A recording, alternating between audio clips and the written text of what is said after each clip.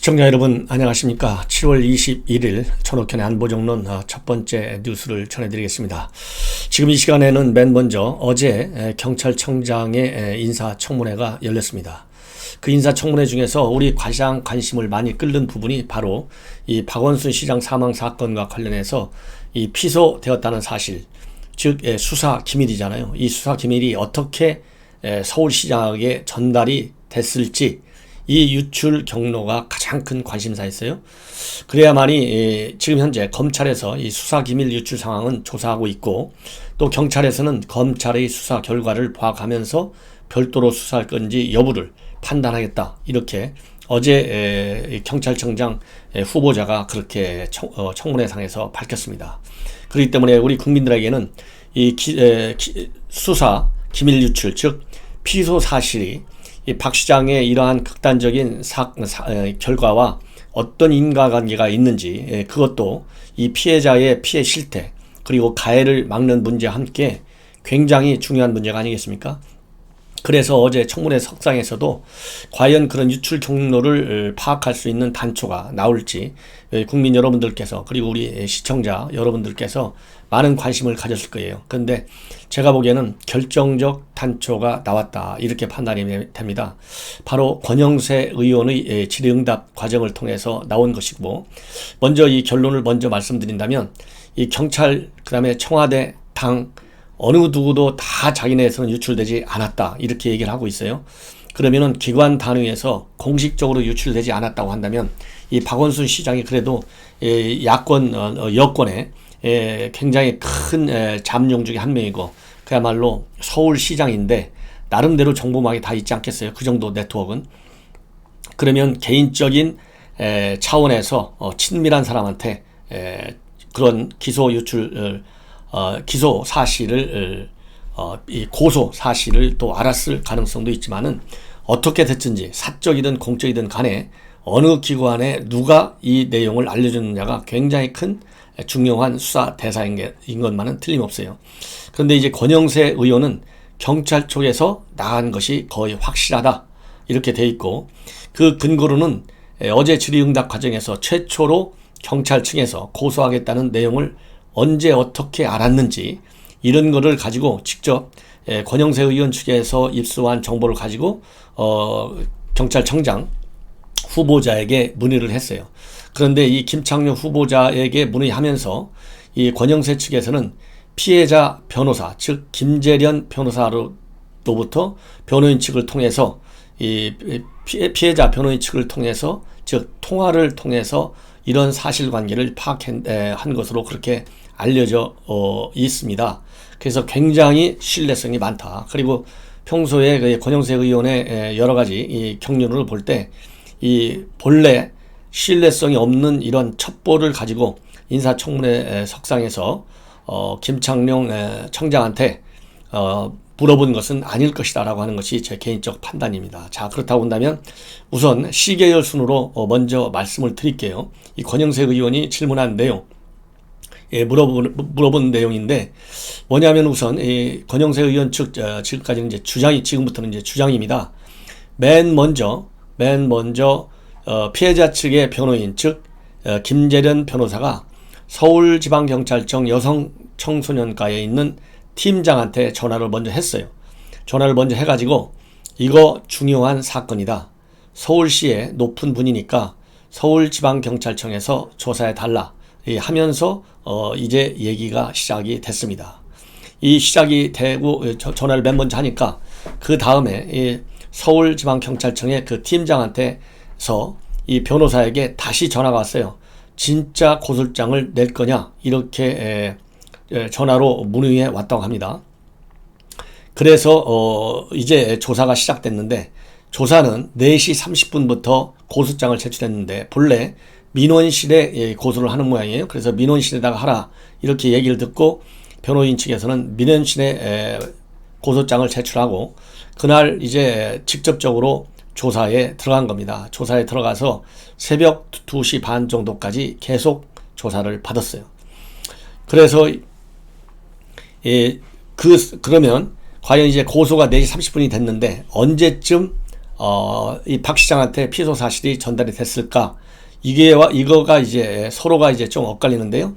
이 민감용 경찰청장까지 상황이 전파된 것은 이 권의원 측 주장은 4시 50분에서 5시 20분 사이에 그 경찰청장까지 민감용 경찰청장까지 보고됐을 것이다. 그리고 청와대 보고는 7시 이전에 보고됐을 것이다. 이 보고 형태는 경찰청에 있는 수사과, 즉 여성 대상 범죄 수사과의 실무자가 청와대 국정상황실에 전화로 이 박 시장 피소 사실을 보고했고, 그 다음에 이 보고한 걸로 이렇게 알고 있는데요. 이 김창룡 청장 후보자는 어제 뭐라고 얘기했냐면, 민감용 경찰청장 후보자는 뭐라고 그랬느냐면, 인사청문회에서 내용을 정리해서 보고하느라고 조금 늦어졌다. 약 2시간 정도 소요가 됐을 것이다. 이렇게 답변해서 경찰이 최초의 보고를 한 것이 구두로 보고했다고 되어 있는데, 이 경찰청장 후보자의 얘기를 들어보면 또 서면으로 보고됐어요. 그래서 이 사실이 약간의 차이가 납니다. 자, 그래서 어느 쪽에서 됐든지 간에 경찰청장 어제 후보자는 뭐라고 얘기했느냐면, 만약에 경찰 쪽에서 수사 기밀이 유출됐다면, 아직까지는 그런 유출된 상황은 보이지 않는데, 그렇게 만약에 했다면 직을 걸고 책임을 지겠다. 이렇게까지 얘기했어요. 자, 그러면 굉장히 중요한 것이 제가 보기에 권영세 의원이 변호사 쪽으로부터 직접 사실관계를 확인해서 질문을 한 것이고요. 그리고 김창룡 후보자는 이러한 사실을 문자를 통해서 보고를 받았다. 이렇게 되어 있거든요. 그리고 경찰이 청와대에 보고하는 것은 아무 문제가 없다. 법적으로. 그건 통상적인 국가 운영 체계다. 이렇게 얘기했는데요. 이거는 뭐 당연히 서울시장과 관련된 그야말로 그 불미스러운 중에 가장 불미스러운 일인데, 그거를 경찰에서 보고받고 청와대 보고 안 한다. 그건 있을 수가 없는 일이에요. 더군다나 청와대에 국정상황실에 경찰만 나가 있는 것이 아니고 민정실에도 현직 고위 경찰관이 파견되어 근무하고 있어요. 그렇기 때문에 민정실에도 알려줄 수 있고 또 국정상황실에도 알려줄 수 있고, 이 고위 인사의 비리 관련 의혹 청와대에 보고하는 것은 순수한 인권 침해적 사항이 아닌 한 당연한 것이다. 그래서 통상적인 운영체계라고 하는 것은 통상적인 경찰과 청와대의 보고 사항 중에 하나로 되어 있다. 이런 얘기를 하는 것이고, 저도 거기에 대해서는 전혀 비판하고 싶지 않습니다. 오히려 경찰이 서울시장의 비리 관련 고소 사실이 있는데도 불구하고 보고하지 않는다. 그거는 직무유기다. 저는 그렇게 봅니다. 그래서 그 내용 자체는 관계가 없고, 경찰이 청와대까지 보고한 건 당연한 건데, 청와대 쪽에서 박원순 시장한테 건네주었던, 또 경찰 측에서 박 시장한테 이 내용을 알려줬던, 그것은 별도의 수사기밀 유출이기 때문에 상당히 문제점이 크다. 이런 말씀을 드릴 수가 있어요.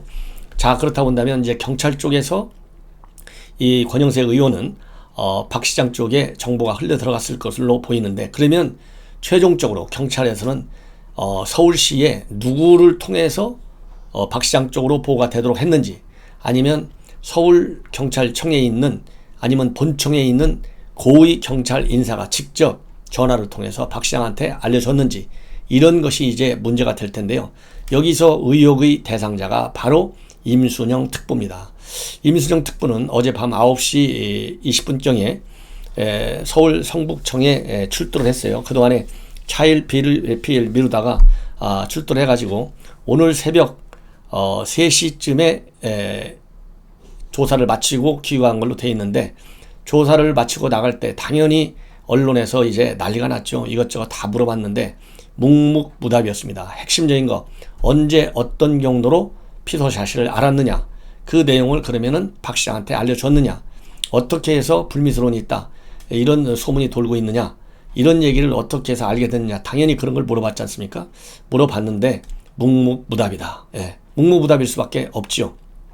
그건 당연하다. 그래서 이제 유추가 되는 것이, 경찰에 2시 반에 전화를 했잖아요. 경찰에 김재련 변호사 측에서 2시 반에 경찰에서 전화를 맨 처음에 받은 거죠. 그런데 임순영 특보가 사전 보고 일정도 잡지 않은 상태에서 박 시장한테 보고한 시간이 3시 정도로 알려져 있어요. 느닷없이 실수한 게 있느냐, 불미스러운 게 있느냐 이렇게 물어보고 3시 30분 정도까지 박 시장한테 보고를 했고, 그 다음에 그날 밤이죠. 8일날 밤 11시경에 또 박 시장하고 또 이 법률을 잘 아는 변호사 출신의 비서관, 또 다른 비서관, 이렇게 3명이서 심야 대처회를 했어요. 이런 걸 종합적으로 본다면 그야말로 임 특보가 이 피소 사실까지도, 그리고 피해자의 피해 실태까지도 상당 부분 알 수 있을 수밖에 없다.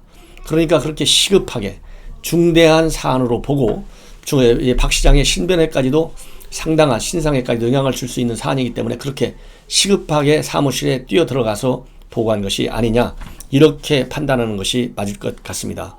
그래서 이 특보 임순영 이 특보의 인지 범위, 그리고 인지 내용, 그리고 이 보고 내용에 이제는 모든 시선이 집중될 수밖에 없다, 이런 말씀을 드리고 싶습니다. 자, 그래서 이 정도가 되면 이제는 제가 보기에 일단 오늘 새벽까지 조사를 마쳤기 때문에 경찰 측에서 지난번에 공한석 비서실장, 그 다음에 이번에 임특보 2명이 최고의 키맨으로 돼 있고, 또 한 명 의혹을 받는 사람이 바로 치안협력관이라는 형태로 그야말로 아무런 법이나 규정에 근거도 없이 서울시장의 비서실에 상근 근무하는 사람이 있어요. 그래서 이 상근 근무자 과연 치안협력관이 중간에 메신저 역할을 했지 않았을까 하는 의혹도 지금 시중에 상당하다. 그래서 이 언론사에서 어제 또 오늘 이 치안협력관한테 관련 내용을 파악하기 위해서 전화를 걸었지만은 일체 응답이 없다고 합니다. 그래서 제가 보기에는 이 젠더특보, 그 다음에 비서실장, 그 다음에 치안협력관, 이 3명 중에 1명이 고리일 수가 있겠다. 그리고 박 시장이 직접 외부로부터 들었을 가능성은 반이 좀 안 될 것 같다, 이런 생각이 듭니다. 그리고 이제 그래서 이 두 사람 조사를 하면 상충되는 부분이 있을 거예요. 또 같은 부분도 있고, 그래서 이제는 고한석이나 젠더특보 또 제3의 인물 누군가가 시간이 지나면서 피의자로 신분이 바뀔 수도 있지 않을까, 이런 생각이 드는데요. 피의자로 바뀌느냐 안 바뀌느냐 하는 문제는 상당히 정치적인 정무적 판단이 따라갈 것이다. 순수하게 법률적 판단만 가지고서는 결론 내기가 어려울 것이다, 그렇게 생각이 듭니다. 왜냐하면 지금 여권의 여러 가지 태도, 또 검찰, 하필이면 이게 서울중앙지검 이성윤 검사장이 있는 데서 또 수사를 받게 되어 있어요. 그래서 아직까지도 서울중앙지검에서 직접 형사 2부에 이번에는 배당됐지 않습니까? 할지 아니면 경찰로 이것을 넘겨줄지 아직도 결정이 안 됐어요. 이렇게 오랫동안 시간이 걸릴 게 뭡니까? 이 시간이 오래 걸린다고 하는 것은 정무적 판단인 것이고, 또 그만큼 검찰에서도 또 경찰도 수사가 지지부진하잖아요. 이미 다 알지 않습니까? 이 박원순 시장의 핸드폰 압수수색 영장 하나도 제대로 청구하지 않은 게 경찰이잖아요. 이런 걸 보면 바로 배경에는, 그 배후에는 정무적 판단 요인이 검찰과 경찰의 수사 태도에, 그리고 수사 속도에 많은 영향을 주고 있다. 그렇기 때문에 지지부진하고 있기 때문에 피의자로 설령 바뀐다 하더라도 최대한 시간을 끈 다음에 이제 그렇게 결정할 것이다, 이런 말씀을 드릴 수 있고요. 그 다음에 이번에 전현희 이 언론의 보도 보면 언론과 요즘 인터뷰를 하는 모양이에요. 부임한 지 얼마 안 되기 때문에. 그래서 이 공익 피해 신고의 범위가 이제 많이 넓혀졌다고 그래요. 그동안에는 이제 부패 중심의 공익 신고에 국한돼 있었는데, 이번 개정령을 통해서 이 성비위 문제까지 확대되어 있는데, 문제는 이 시행령이 11월부터 이제 발효를 된다고 합니다. 그렇지만은 전현희 위원장은 이 새로운 규정이 발효되기 이전이라 하더라도 이런 성비위 문제와 관련해서는 특히 공익 차원에서 더 활성화시키겠다, 이런 입장을 발표했습니다. 그리고 피해 호소인이냐 피해자냐 이런 문제에 관해서도 또 이 언론에 질의응답이 있었는데, 피해자로 보는 게 맞지 않을까, 이렇게 생각을 한다, 이렇게 해서 초기에 권익위가 마찬가지로 이건 뭐 어차피 정부 여당에서 일관된 대책으로다가 피해 호소인 이렇게 얘기하지 않았겠습니까? 이제는 정상으로 돌아와서 피해자다 이렇게 보고 있다고 하니까 그야말로 정말 다행이다 싶기도 하고요. 전현희 의원 국회 생활도 하고 또 이 변호사 자격증도 갖고 있기 때문에 이번 사건과 관련해서 권익위에 진정된 내용 그야말로 법과 원칙이 허용하는 범위 내에서 철저히 수사해서 그야말로 권익위의 진정한 의상 능력을 국민 앞에 보여줄 것을 기대합니다. 그리고 다시 한번 검경 수사 속도를 내는 것이 파장을 오히려 줄이는 것이다. 왜냐하면 내년 지금 4월에 보궐선거가 있는데 수사가 계속 늦어지면 그때까지 여론이 더 커질 수밖에 없어요. 간단하지 않습니까? 전공법으로 나가야 된다. 이런 생각이 듭니다. 시청자 여러분, 제 방송 요즘 많이 봐주셔서 정말 고맙고요. 새로운 구독 버튼 많이 눌러주시기 당부드립니다.